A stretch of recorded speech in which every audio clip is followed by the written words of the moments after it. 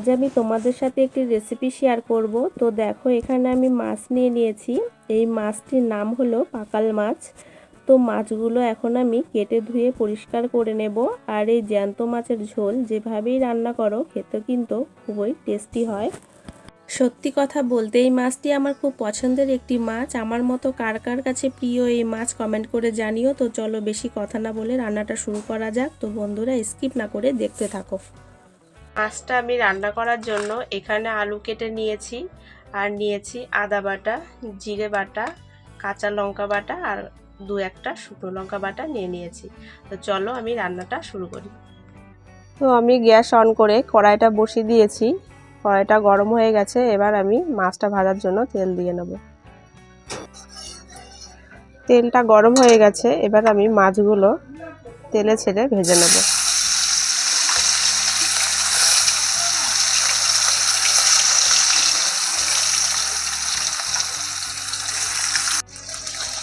মাছগুলো আমি উল্টিয়ে পাল্টিয়ে একটু ভালোভাবে ভেজে নেব।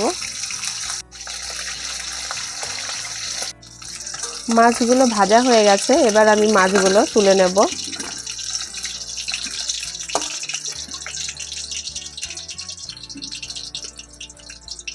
এবার আমি এই তেলে আলুগুলো ভেজে তুলে নেব।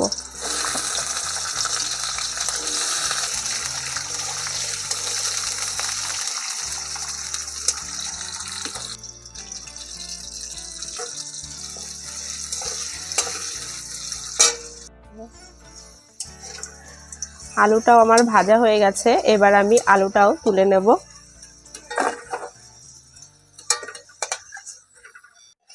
এবার আমি এই তেলে ফোড়নে দিয়ে দেব জিরে আর তেজপাতা। এবার আমি দিয়ে দেব জিরে বাটা, আদা বাটা আর কাঁচা পাকা লঙ্কা বাটা।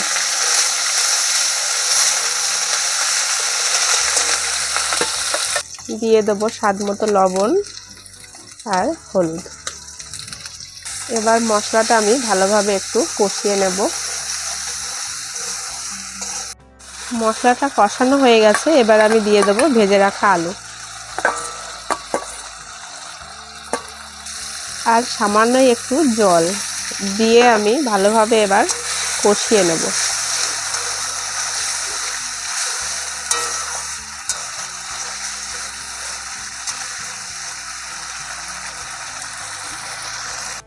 এইভাবে পাকাল মাছ রান্না করলে খেতে খুবই ভালো হয়। কষানো হয়ে গেছে, এবার আমি পরিমাণ মতো জল দিয়ে দেবো।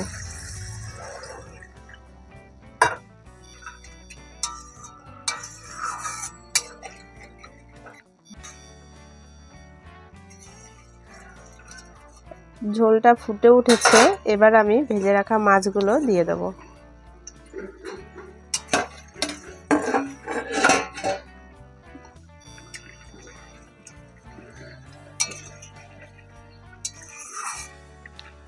এবার আমি একটা থালা দিয়ে ঢেকে দেব।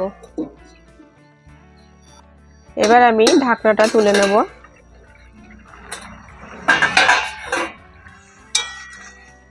দেখো রান্নাটা আমার হয়ে এসেছে, এবার আমি নামিয়ে নেব।